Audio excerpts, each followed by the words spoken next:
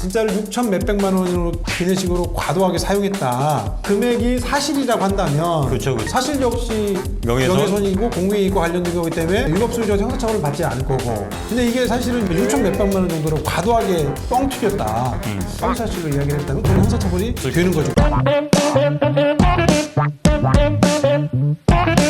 안녕하세요, 신인권 변호사입니다. 안녕하십니까, 문사시 변호사입니다. 김 변호사님, 그 기사를 보면 김정수 여사 인도 기내식 논란의 명예훼손 고소, 법적 조치 예고, 뭐 배우 권율 커넥션 감독의 명예훼손으로 고소할 것, 뭐 이런 식의 명예훼손 고소 이런 얘기가 되게 많잖아요. 엄청 많아요. 사실은 뭐 우리가 일상적으로도 나 너 명예훼손 고소할 거야 이런 말 많이 하잖아요. 그래서 근데 이 명예훼손 이게 사실은 뭐 쉬운 것 같으면서 사실 어려운 면이 있잖아요. 그래서 좀 실생활에서 굉장히 많이 발생을 하기도 하고, 그 다음에 또 우리 언론지상에서도 뭐 사람들이 삑하면 명예훼손으로 고소한다고 하니까 그거 관련해서 많이 접하고 있기 때문에 우리가 흔히 접하는 부분에 대해서 핵심적으로 몇 가지만 좀 설명을 드리려고 하고, 명예훼손 고소를 하려고 할 때 가장 주의할 점이 뭐가 있는지 그걸 좀 설명을 드리려고 합니다. 우리가 보통 사람들이 나한테 나쁜 얘기를 하면 다 명예훼손이라고 생각해가지고 나 명예훼손 고소할 거야. 그런데 사실은 정확히 명예훼손을 의미하고 이런 것들을 아는 게 되게 중요하지 않습니까? 먼저 명예훼손과 모욕의 차이를 좀 설명을 드릴게요. 둘 다 해당 사람의 사회적인 평가, 가치 이런 것들 떨어뜨리는 행위는 맞아요.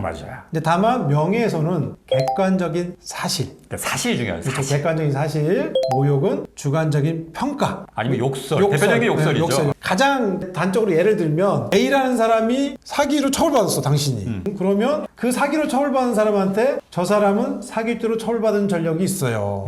사기꾼이에요. 라고 하면 그건 객관적인 사실이잖아요. 그렇죠. 받아봤으니까. 그건 명예훼손으로 의유를 하는 거고, 이 사기꾼 같은 놈아, 사기는 저지른 적 없는데? 저지른 적 없는데 이 사기꾼 같은 놈아 라고 하는 건 객관적인 사실이 아니라 그 사람에 대한 어떤 평가, 의견 제시 뭐 이런 거에 불과하거든요. 이런 경우에는 모욕죄로 의유를 해요.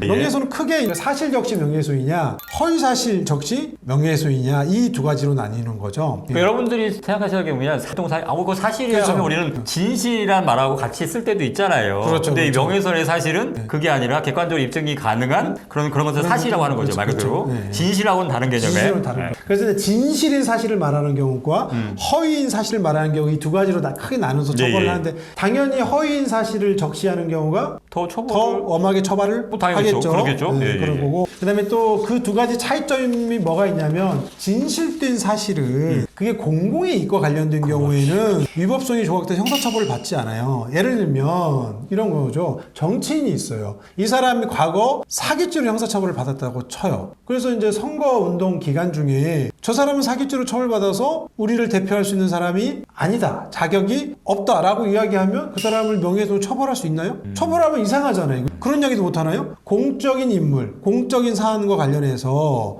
오로지 공공의 이익을 위해서 논쟁하고 발언을 하는 경우에는 처벌을 하지 않습니다.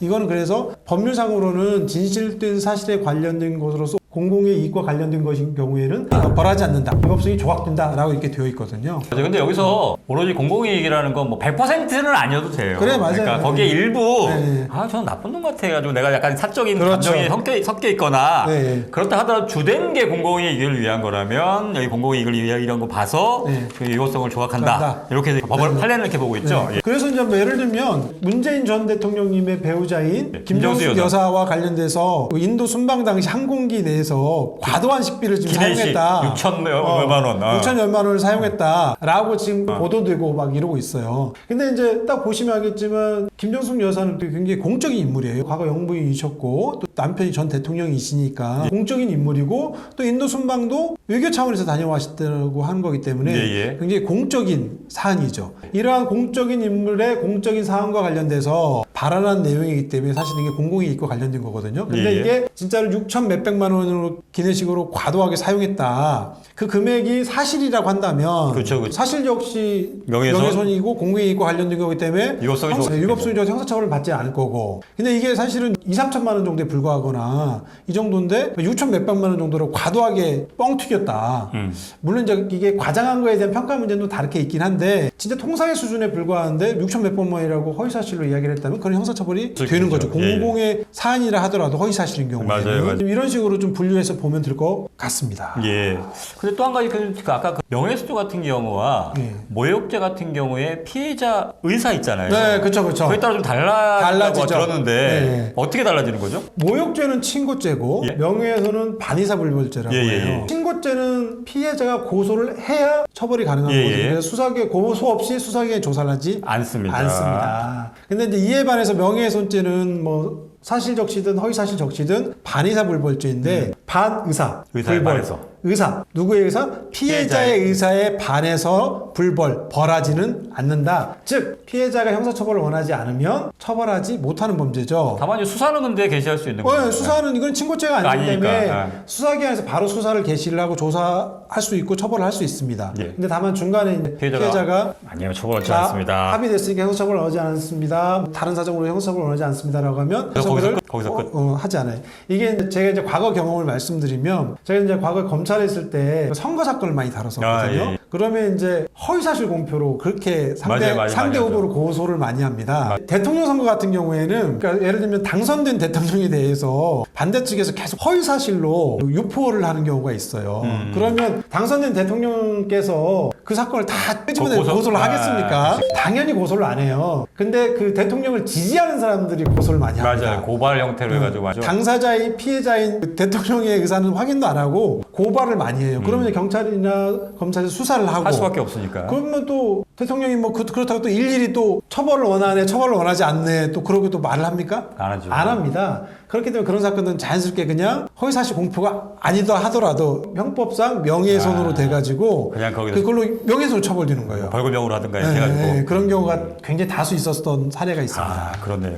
그러면 이제 만약에 내가 생각하기에 명예훼손을 당했어. 고소를 하려고 해. 그럼 뭘 조심해야 될까요? 근데 이거는 사실은 모든 사건에 있어서 다 공통된 점인데 결국엔 그거잖아요. 사실을 적시해서 명예를 훼손했다는 거예요. 그럼 뭐겠어요? 사실을 적시한 증거를 확보하는 게 제일 중요하겠죠. 뭐 글을 올렸으면 이제 글을 올린 게시물을 확보하고. 네, 인터넷에 뭐 글을 올렸으면 또 댓글을 달았으면 그 캡처 떠나가지고 하거나 아니면 다른 사람에게 말로써 명예를 훼손했다. 그러면 그 들은 사람으로부터 사실 확인서를 받는다든지 뭐 이런 경우 나한테 직접 했다고 하면 녹음이라도 해야 되나?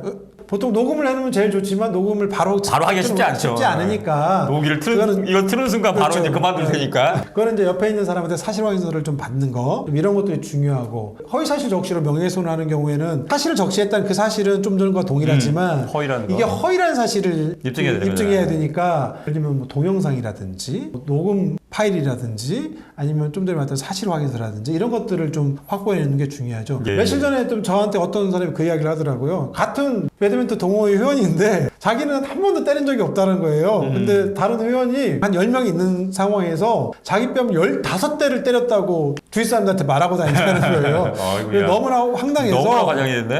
그래서 이걸 어떻게 해야 되냐. 일단은 첫 번째 그 들었다는 사람들한테 사실 확인서를 받아라. 그러면 말을 했다는 그 사실 자체 그리고 허위라는 사실 자체를 입증할 수 있을 것이다. 그렇죠. 제가 좀 조언을 해드렸습니다. 예. 그래서 고소하는 데 있어서 제일 중요한 거는 증거만 확보되면 나머지 이제 고소장 작성하고 절차 진행하는 건 변호사님들한테 물어봐서 또는 전문가하고 상의 한번 해서 그거는 뭐 절차상 진행하는 건 금방 할 수 있으니까 예. 그런 증거를 확보하는 것이 가장 중요하다고 보입니다. 요즘 인터넷을 보면 이게 익명성 뒤에 숨어가지고 그렇죠. 아주 무분별하게 말도 안 되는 거 막 잘못하면 한 사람의 인생 나락으로 떨어지게 만들 만한 그런 글들을 막 올리잖아요. 그러면서 그냥 마치 아무런 책임도 안 지겠다는 식으로. 사실 이게 굉장히 한번 퍼지면 모르는 사람 입장에서는 그게 사실인가 보다. 나중에 뭐 재판을 가서든 뭐든 가서 이 사람 처벌받고 뭐 한다 하더라도 퍼진 사실 자체가 없어지지 않아서 그 피해가 완전히 회복되기 또 어려운 면이 있잖아요. 그러니까 인터넷이나 이런 것들 정보통신망이라고 예. 하는데 이런 정보통신망을 이용한 명예훼손의 경우에는 정보통신망의 이용 및 촉진에 관한 법률에서 따로 규율을 하고 있는데 가중처벌하죠. 네, 가중처벌하긴 하는데 본질은 사실 똑같죠. 형법상 명예훼손하고 똑같아요. 요즘 잘 알다시피 인터넷을 이용하는 거는 전파성도 강하고 그렇죠.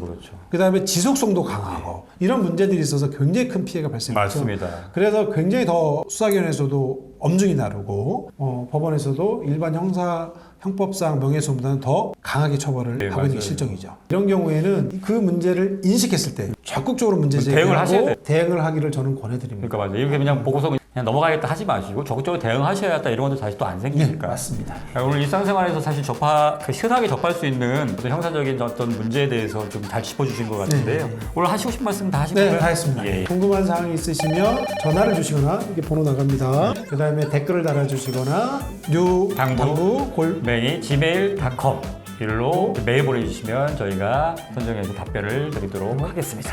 네, 오늘 시청해주신 여러분 감사합니다.